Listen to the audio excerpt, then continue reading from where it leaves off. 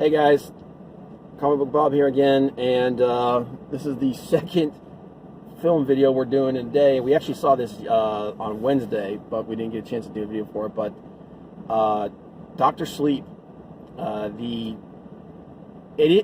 sequel to The Shining. It is a sequel to The Shining. It's based off the book written by Stephen King, but I don't think people should take that too much to heart because it is a very different kind of film. The Shining was a straight up horror film, like 100% straight up horror film, and this movie has horror elements in it because it's in the Shining universe. The main character is Ewan McGregor plays the grown up Danny Torrance, the little boy from the original Shining, and it's about how he kind of, because of what he is and what he's capable of doing, and the fact that he is pretty much haunted by everything that happened after the Overlook Hotel, because the ghosts actually follow him. The things from the hotel, they actually follow him when he's a little boy, so he's constantly dealing with this stuff and the powers that he has.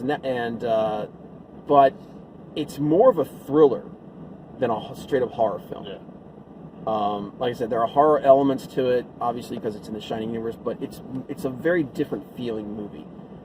And I think people who are going to this thinking that it's not as good as The Shining. It just isn't. It's not. I mean, it can't be. You know, The Shining is one of the best horror films ever made, and I give credit to the director. He knew that going into this. He's like, look, this is going to be a completely different film. So the basic gist of it is, like I said, Ian McGregor is Danny Torrance, and after leaving the Overlook Hotel with his mother, you find out that some of the things from the hotel wasn't destroyed or anything like that, and some of the things from the hotel, they kind of follow him. So he's still dealing with it, and then of course he figures out a way how. It's an interesting way he does it. He figures out a way a way to deal with them, to keep them from coming after him.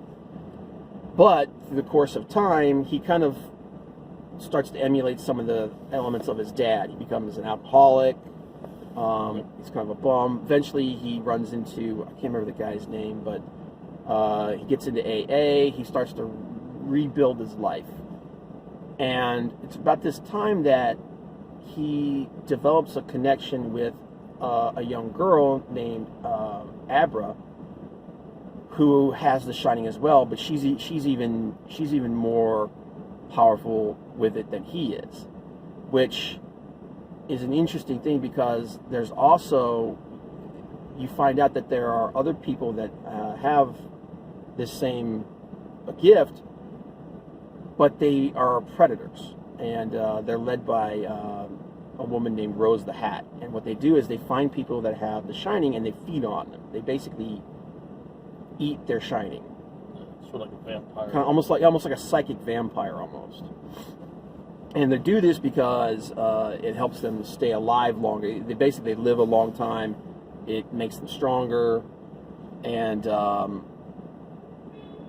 they eventually come into one of them picks up on Abra, and she contacts Danny and asks him to help her deal with these people because these people start hunting her.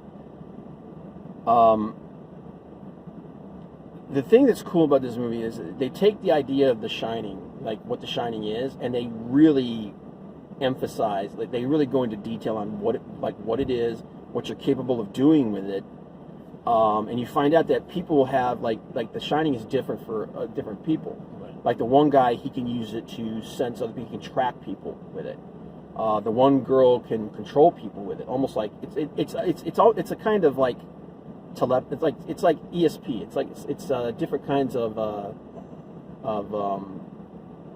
telepathic abilities. Yeah, and I don't think that young girl can control women.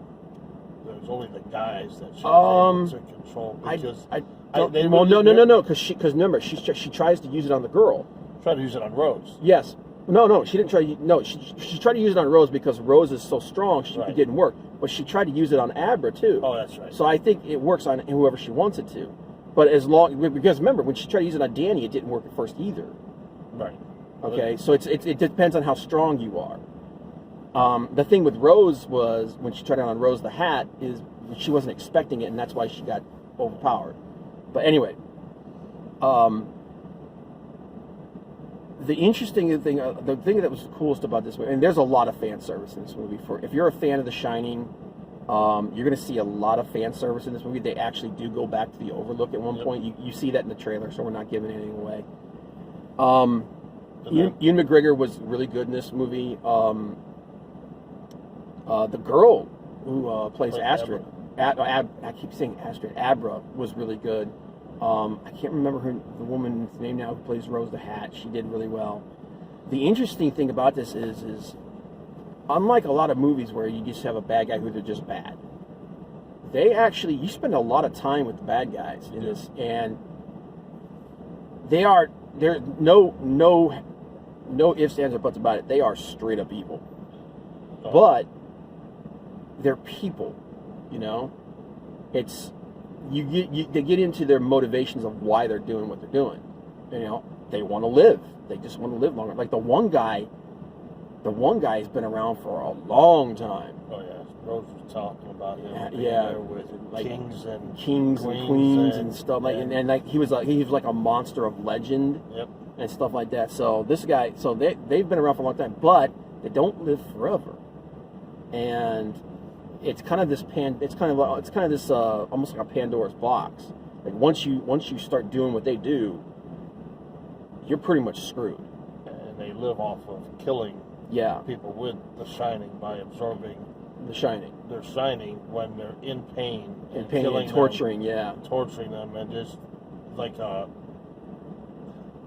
their soul almost coming out as a breath. Yeah, they call it steam. Yeah, they're inhaling it. Yeah, but keeping them alive. The interesting thing is that you get this kind of a battle between Danny and her. Well, her and the little girl, and then Danny and her, and it's interesting to see how he uses his power to fight these people.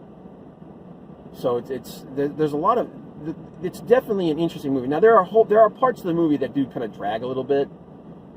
It's not a perfect movie by any stretch of the imagination. The scene when they first go back to the hotel, that scene when he's walking through it, right, that takes way too long. It does. They could have cut that down to just like a couple of minutes, and it would have been perfectly fine. But they hit all the highlights. I think they were like, look at how well we reconstructed this movie set, and to their credit, they did a really good job of that. Yeah. And the communication with Abra and Danny with the chalkboard wall was interesting. Yeah. Like I said, they really expand on what The Shining is, what you're capable of, what it's capable of, what people who have it are capable of. There's a person right in front of us who have their friggin' headlights on. That's why we can see us better. And it's right in my eyes. And Abra is like Rose is saying, she's the most powerful. She's the most powerful that they've felt in a long most powerful time. Shine she's ever encountered. Yeah, and to the point where she almost thinks she's dangerous to like even exist. She's like, power like that is unbelievable. And they actually do show that Abra doesn't really have full control of what she's doing. Like, as she hangs out with Dan and everything, and as time goes on, she gets better with it. But there are moments where she does things, and it's like, she almost loses control. And she actually hurts people sometimes. She actually does hurt Dan at one point, because it's like, hey, you need to be careful. And I think that's what Rose is talking about. Rose is like, she could kill everybody if it's almost like Abra's a nuclear bomb, right? And because the one guy's like, well, what do we do? Do we turn it? She's like, no way. We don't want someone that powerful in our circle, because they're beyond. Like, they could lose control, or they could just like, she could go on she could have like a fit and kill everybody. So that's an interesting element to the whole thing, where she's got all this raw power, and because she does have all that raw power, she's actually able to overpower some of these other people who have been using it longer and been doing it. But she does actually get caught a couple times. Yep. Where it's like, yeah, just because you have power doesn't mean that you know how to use it right. But the ending of the movie, some of the things I've been seeing, some of the people don't like the ending of the movie. I thought it was okay. I think I like the fact that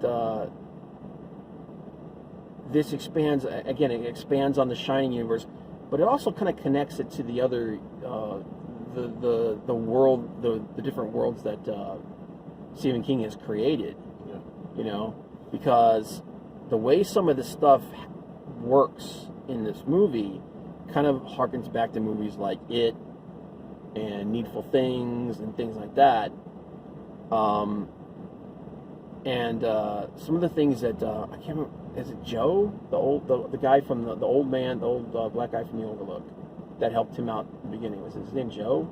I think so. I think so. The original was Scatman Crothers, but obviously Scatman's not there. That's actually anymore, but the guy who played him did a really good job. Yeah, and that's actually something that some people, again, another thing that people were kind of like iffy about was the fact that when they do some flashback scenes to Danny when he's a kid, right after he left, instead of like digitally putting Shelley Duvall's face on an actor, they just get someone who kind of looks like her. Right. And then when he goes back to the Overlook, and he's actually, well, I just gave away a little thing there. He actually talks to his dad. Instead of digitally putting a young Jack Nicholson's face on somebody, they got someone who kind of looked like Jack Nicholson when he was younger, like that. So some people had an issue with that. I didn't mind it. I actually kind of liked it, because if they did that, that would be, if they digitally put people's face on like that, it would be, in a movie like this, it would be jarring as hell. Right. So I personally feel like that was a better move. But yeah, I liked this movie. I mean, I know, like I said, it's not perfect. If you're expecting a direct, like, Sequel? feel sequel to The Shining, you're going to be disappointed. But it is an interesting movie in its own right. I definitely enjoyed it. I don't think you have to go see this at the theater. I think you could wait till it comes out on video. You could. But I think it's worth watching, man. I enjoyed it. I thought it was interesting. I understand the problems that people have with it, and it's to your taste. But as long as you go in it with the right mindset, that this is not going to be it's not in the same tone as the Shining, I think it does well. Now, you could make a sequel off of Doctor Sleep. Yeah. That doesn't really tie into the Shining anymore. Well, yeah. Well, yeah. Especially with the way it ends. Yeah, the way it ends. But obviously, who knows if that's going to even happen. Yeah. I mean, it took King this long to make this book. I mean, I'm sure. Like I said, like I said, the way that they talk about The Shining and everything, it kind of falls into that same universe that he made with like Needful Things and It and all, and The Dark Half, all that stuff. But yeah, I thought it was good. Yeah, definitely worth a look. If you want to go matinee and check it out, no problem. But yeah, I don't think you need to go to the theater, but if you do, you can go matinee, and it's pretty cool. Yeah. Okay, guys, we're gonna leave it there. Appreciate you being here again. Like I said, if you like this video, hit like, subscribe, share it out. Like I said in the last video, YouTube's doing a lot of fuckery right now and making it really hard especially for small content creators. Yes. So please, please, please share this out on your social media. It helps more than anything. Pretty much YouTube is not promoting channels like this. They're just they don't care. But anyway, thanks guys. I'll see you guys in the next video. All right, later. Bye.